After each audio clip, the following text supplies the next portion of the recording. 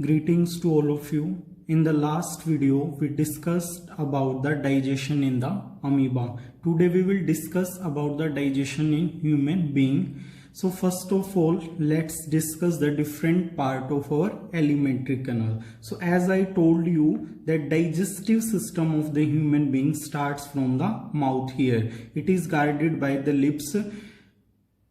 Then there will be oral cavity will be there, and in oral cavity teeth and tongue are present there. We have discussed about the different parts of mouth, salivary gland. Now the next part is esophagus. Esophagus is a tube which is 10 to 15 centimeter long and which connect the pharynx to our stomach. This esophagus will carry the food, chewed food from mouth or pharynx to the stomach. How it will carry the food? It will carry the food by a special movement known as peristaltic movement. Now what is peristaltic movement? Peristaltic movement is rhythmic contraction and relaxation of the esophagus. क्या होगा, जो oesophagus है जहां पे food आएगा वो portion contract होगा तो वो नेक्स्ट वाले पे आ जाएगा. अब नेक्स्ट पार्ट में गया तो वहां पे वो दोबारा कॉन्ट्रैक्ट होगा और पीछे वाला रिलैक्स हो जाएगा. तो इस तरीके से फूड फर्दर मूव करते करते कहां आ जाएगा, स्टमक में आ जाएगा. तो stomach is a J shaped bag. ये एक बैग जैसा होता है, खाली बैग जैसी स्ट्रक्चर है जिसकी शेप जे जैसी है. इस जे शेप बैग में फूड जो है टेम्परेरीली स्टोर होता है और उस टाइम तक हमें हंगर फील नहीं होता जब तक फूड इसके अंदर प्रेजेंट रहता है. तो क्या होगा, धीरे धीरे जो भी आप जितना भी फूड खाओगे वो सारा का सारा अमाउंट क्या होगा, that will be stored into the stomach. अब वो स्टमक में आके इकट्ठा होने लग जाएगा. अब स्टमक क्या करता है, रोल प्ले करता है डाइजेशन में, वो हम डिस्कस करेंगे क्या रोल प्ले करता है. तो स्टमक जो है, स्टमक की वोल्व जो है, यहाँ पे आप वोल्व देख रहे हैं, इनके अंदर गैस्ट्रिक ग्लैंड और म्यूकस ग्लैंड प्रेजेंट होते हैं. गैस्ट्रिक ग्लैंड क्या करेगा, गैस्ट्रिक ग्लैंड आपका रिलीज करेगा gastric juice. Gastric juice will be released by the gastric gland. वो मेनली क्या होता है, इसके अंदर एंजाइम्स और आपका HCl हाइड्रोक्लोरिक एसिड आपके गैस्ट्रिक ग्लैंड से रिलीज होती है, which is highly acidic, around 1 to 2 pH होता है उसका. और एसिडिक मीडियम की सिग्निफिकेंस क्या है, ये एसिडिक मीडियम क्यों जरूरी है, ये डाइजेशन में एक तो क्या करेगा, जो आपके बाहर से आपने फूड लिया है उसके अंदर बहुत सारे माइक्रो ऑर्गेनिज्म हो सकते हैं. तो जो माइक्रो ऑर्गेनिज्म एसिड सेंसिटिव हैं that will be killed by this HCl उसको किल कर देगा. अब गैस्ट्रिक जूस के अंदर ही एक एंजाइम होता है that is known as propepsinogen enzyme. Propepsinogen जो एंजाइम है वो प्रोटीन डाइजेशन के लिए होता है और वो इनएक्टिव फॉर्म में, इसीलिए उसके आगे प्रो लगाया हुआ है. अब क्या होगा, जब HCl के कॉन्टेक्ट में प्रोपेप्सिनोजन जाएगा तो that will be convert into the active pepsin. Pepsin enzyme में कन्वर्ट हो जाएगा which is able to digest the protein. तो ये काम होते हैं HCl के, माइक्रो ऑर्गेनिज्म को किल करना और प्रोपेप्सिनोजन को पेप्सिन में कन्वर्ट करना. तो इसीलिए एसिडिक मीडियम हमारे स्टमक के अंदर जरूरी होता है. उसके बाद क्वेश्चन राइज होता है कि एसिड जो है अगर हमारे स्किन के कांटेक्ट में आ जाए तो उसको वो डैमेज कर देती है, बट यहां पे स्टमक क्यों नहीं डैमेज हो रहा है. तो I told you about the mucus gland. Mucus gland will release the mucus and that will make a layer around the wall of stomach. Stomach की वॉल के चारों तरफ क्या कर लेगा, वो लाइनिंग बना लेगा which inhibit the direct contact between the stomach wall and the HCl. तो HCl और स्टमक वॉल डायरेक्ट कांटेक्ट में नहीं आएंगे, जिससे जो वॉल है हमारी वो सेव हो जाएंगी एसिड के एक्शन से, वो बर्न नहीं होगा. लेकिन HCl जो है वो फूड के लिए जरूरी है डाइजेशन के लिए, इसलिए वो वहां पे प्रेजेंट रहता है. स्टमक की जो वॉल है वो मस्कुलर होती है और वो क्या कर देंगी, फूड की चर्निंग शुरू कर देंगी। जैसे हम आटे को गूंथते हैं ऐसे ही क्या होगा, फूड का चर्निंग स्टमक के अंदर होगा।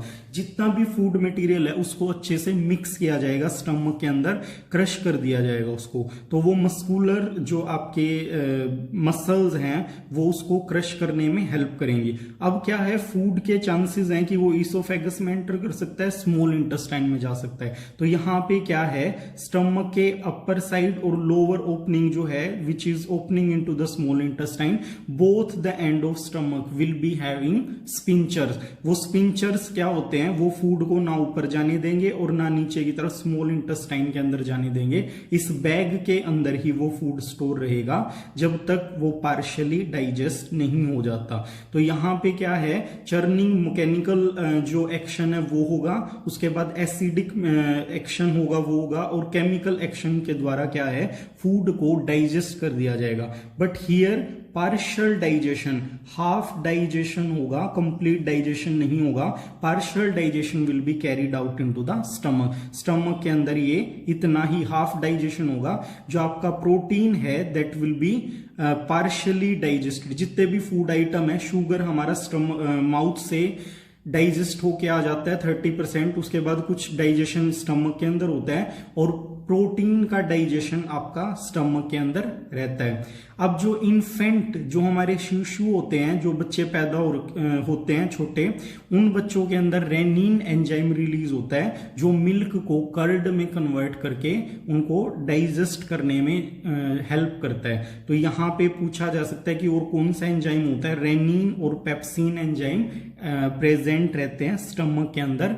रेनिन क्या होता है, जो आपका कैजीन प्रोटीन होता है मिल्क के अंदर, उसको डाइजेस्ट करने में जो बेबीज हैं उनकी हेल्प करता है। तो पार्शियल डाइजेशन के बाद क्या होगा, जो फूड है स्टमक से वो क्या होगा, स्टेप बाय स्टेप, मतलब थोड़ा थोड़ा करके स्मॉल इंटेस्टाइन के अंदर एंटर करना शुरू हो जाएगा।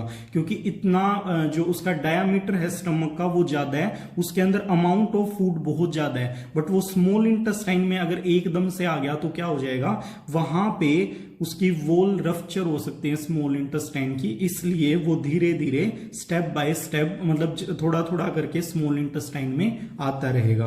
तो स्मॉल इंटेस्टाइन जो है वो 8 मीटर लॉन्ग ट्यूब होती है, 8 मीटर होती है, बट इसका डायामीटर कम होता है in comparison to the large intestine. That is why it is known as small intestine, but otherwise lengthwise it is longer than the larger intestine. So in small intestine, in initial part, duodenum is the initial part of the small intestine. Their food will come from the stomach. In duodenum there will a duct will come from the liver, that is known as hepatic duct. One duct come from the pancreas which is just under the stomach, that will be known as pancreatic duct. So hepatic and pancreatic duct will join with each other and open as a single duct into the duodenum known as hepatopancreatic duct. तो एक duct liver से आएगी, एक pancreas से आएगी, और दोनों मिलके एक सिंगल ट्यूब की फॉर्म में, जिसको हम हेपेटोपेनक्रियाटिक डक्ट बोलते हैं, वो खुल जाएगी आपकी स्मॉल इंटेस्टाइन के अंदर। अब लीवर की बात करें तो liver will release the bile juice. Hepatic cell से लीवर बना हुआ होता है, एक लार्जर लोब होती है, एक स्मॉल लोब होती है। लीवर के अंदर ही गोल ब्लैडर होता है, जिसके अंदर जो हेपेटिक सेल हैं वो क्या करेंगी, बाइल जूस प्रोड्यूस करेंगी, और वो बाइल जूस जो है गोल ब्लैडर में टेम्परेरीली स्टोर होगा गोल ब्लैडर के अंदर। गोल ब्लैडर से ही आपकी बाइल डक्ट क्या करेगी, वो आपकी जो स्मॉल इंटेस्टाइन है उसके अंदर बाइल जूस को लेके जाएगी। Now bile is a yellow pigment, इसके अंदर बिलिरुबिन येलो कलर का पिगमेंट होता है, इसीलिए बाइल आपको येलो कलर का दिखाई देगा। और इसी की वजह से जो जॉन्डिस पीलिया हो जाता है उसका रीजन यही होता है कि बाइल जो है आपका ब्लड के अंदर आना शुरू हो जाता है, एक्यूमुलेट होना शुरू हो जाता है। तो बाइल में कोई एंजाइम नहीं होता। बहुत ही इंपॉर्टेंट क्वेश्चन है ये, 10th में कई बार आ चुका है कि बाइल के अंदर कोई एंजाइम नहीं होता, तो ये डाइजेशन में कैसे रोल प्ले करता है। तो बाइल बहुत इंपॉर्टेंट है। जब ये बाइल आपका स्मॉल इंटेस्टाइन में जाएगा तो जो फैट मॉलिक्यूल है वो लार्ज साइज के होते हैं, उनको स्मॉल साइज में ब्रेक डाउन करेगा उनका, और इससे क्या होगा, सरफेस एरिया इंक्रीज हो जाएगा। एंजाइम की जो एक्सपोजर की साइट है, एंजाइम एक्सपोजिंग साइट है, वो इंक्रीज हो जाएंगी। मतलब इन छोटे पार्टिकल को इजीली एंजाइम तोड़ पाएंगे। इस प्रोसेस को बोलते हैं एमएलसिफिकेशन। सो breakdown of larger fat globule into smaller is known as emulsification, and that is the function which bile is performing in the small intestine. So bile is very important in the digestion of the fat molecule. Fat को digest करने में bile हमारी help करेगा। Now pancreatic juice is alkaline in nature. क्या देखा था आपने कि एसिडिक मीडियम था स्टमक के अंदर, स्मॉल इंटेस्टाइन के अंदर आते ही मीडियम क्या हो जाएगा, एल्कलाइन हो जाएगा। तो पेनक्रियाज के अंदर एक और एंजाइम होता है पेप्सिन की तरह ही, जिसको हम क्या बोलते हैं, ट्रिप्सिन। ये भी इनएक्टिव स्टेट में रिलीज होगा, trypsinogen will be converted into the trypsin, active trypsin enzyme by the action of alkaline medium. Alkaline medium की वजह से क्या होगा, प्रोट्रिप्सिनोजन को ट्रिप्सिनोजन में कन्वर्ट किया जाएगा। तो ये प्रोटीन का डाइजेशन करेगा। यहां पे जो पार्शियल डाइजेस्टेड प्रोटीन आया था उसको कंप्लीटली डाइजेस्ट कर देगा ट्रिप्सिन। इसके साथ ही यहां पे अमाइलेज जो शुगर डाइजेशन में हमारी हेल्प करेगा। इसके बाद लिपेज जो फैट को डाइजेस्ट करने में हमारी हेल्प करेगा। न्यूक्लियेज जो डीएनए और आरएनए हैं उनको डाइजेस्ट करने में हमारी हेल्प करेगा। तो सभी तरह के एंजाइम बेसिकली स्मॉल इंटेस्टाइन के अंदर आ जाते हैं। सक्कस एंटेरिकस स्मॉल इंटेस्टाइन का जूस होता है, इंटेस्टाइनल जूस बोलते हैं। तो इन सभी डिफरेंट एंजाइम्स की हेल्प से क्या है, हमारी स्मॉल इंटेस्टाइन के अंदर डाइजेशन को कंप्लीट कर लिया जाता है। तो इस तरीके से ये सारे एंजाइम स्मॉल इंटेस्टाइन के अंदर क्या करेंगे, जितने भी कॉम्प्लेक्स फूड मटेरियल जो भी हमने सब्सटेंसेस लिए थे उनको सिंपल में कन्वर्ट कर देंगे। तो ये अगर आपसे कोई पूछे कि where digestion is completed, it is completed into the small intestine. Small intestine के अंदर डाइजेशन कंप्लीट हो जाता है। So here you can see that the digested food, कौन सा फूड, जो हमने इंटेस्टाइन में कंप्लीटली डाइजेस्ट कर लिया था वो। The digested food is taken up by the walls of intestine. Intestine की जो वॉल हैं उसको एब्जॉर्ब कर लेंगी।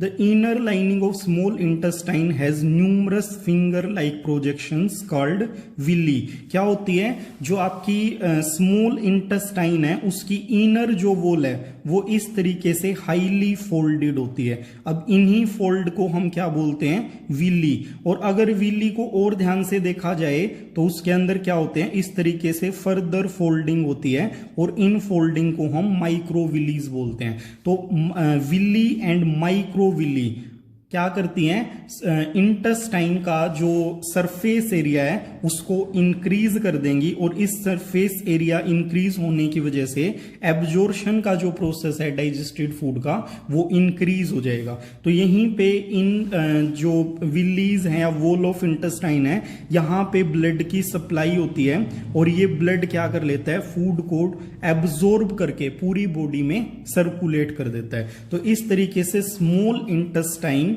आपका क्या करेगी, डाइजेशन को कंप्लीटली परफॉर्म करवाएगी, और उसके साथ ही एब्जॉर्प्शन वाली जो प्रोसेस है हमारी, which is most important process, that will be carried out by the villi and microvilli in the small intestine. तो इस तरीके से डाइजेशन और मोस्ट ऑफ द एब्जॉर्प्शन, जो ज्यादातर एब्जॉर्प्शन है वो स्मॉल इंटेस्टाइन ही परफॉर्म करेगी। Small intestine will open into the large intestine. Large intestine जो है वो स्मॉल इंटेस्टाइन के क्या है, चारों तरफ इस तरीके से सराउंड कर लेती है इसको, और स्मॉल इंटेस्टाइन बीच में सेफ रहती है। लार्ज इंटेस्टाइन में क्या होता है, आपका असेंडिंग पार्ट, ट्रांसवर्स पार्ट और डिसेंडिंग पार्ट। तो इस तरीके से लार्ज इंटेस्टाइन आपके अलग अलग पोर्शंस में हम इसको डिवाइड कर देते हैं। जहां पे स्मॉल इंटेस्टाइन लार्ज इंटेस्टाइन में ओपन होती है, वहां पे क्या होता है, एक ब्लाइंड सैक प्रेजेंट होता है, स्ट्रक्चर प्रेजेंट होती है, which is known as appendix. तो इसका रोल क्या है, आज के टाइम में इसको वेस्टिजियस ऑर्गन कंसीडर किया जाता है, बट जो हमारे एंसेस्टर्स थे वो सेलुलोज बेस्ड डाइट लेते थे, उसके डाइजेशन के लिए जो माइक्रो ऑर्गेनिज्म है वो अपेंडिक्स में प्रेजेंट होते थे। बट धीरे धीरे क्या है, हम कुक्ड फूड लेते हैं, सेलुलोज का अमाउंट बहुत कम होता है, इसीलिए क्या हो गया, ये आपका वेस्टिजियल ऑर्गन बन गया है। लेकिन कई बार क्या है, जो मतलब फूड होता है वो उसके पार्टिकल इसके अंदर एंटर हो जाते हैं, और उन पार्टिकल के ऐड होने से ये टॉक्सिक मतलब टॉक्सिसिटी इंक्रीज हो जाती है, इसका साइज इंक्रीज हो जाता है। उस टाइम पे क्या है, हमें इसे सर्जिकली रिमूव करवाना पड़ता है, अदरवाइज क्या है, अगर ये रप्चर हो जाए तो लीथल बन जाती है, मतलब क्या पता आदमी की डेथ हो जाए। तो इसके बाद आती है हमारी large intestine. The undigested food will be transfer to the large intestine. जो फूड डाइजेस्ट नहीं हुआ है उस पोर्शन को हम लार्ज इंटेस्टाइन में ट्रांसफर कर देते हैं। लार्ज इंटेस्टाइन क्या करेगी, इसके अंदर भी विलीज हैं जो क्या करेंगी, that will absorb the voter. जो वोटर कंटेंट बच जाता है हमारे फूड के अंदर, क्योंकि हम वोटर को ऐसे ही लॉस नहीं कर सकते, तो इसीलिए क्या होता है, जो वोटर हैं आपके, कुछ साल्ट्स हैं, इंपॉर्टेंट आयंस हैं, ड्रग्स या मेडिसिन वगैरह जो हम लेते हैं, that will B absorbed by the large intestine. तो फूड जो है वो लार्ज इंटेस्टाइन के अंदर मूव करके लास्ट में इसी के पार्ट रेक्टम में आ जाएगा। रेक्टम में क्या है, टेम्परेली जो अनडाइजेस्टेड फूड है उसको स्टोर किया जाएगा, उसके अंदर जो और वाटर कंटेंट बचा हुआ है उसको एब्जॉर्ब कर लिया जाएगा। तो rectum is a temporary storing organ for the undigested food. उसके बाद क्या है, रेक्टम जो है that will open into the anus and the food will B the undigested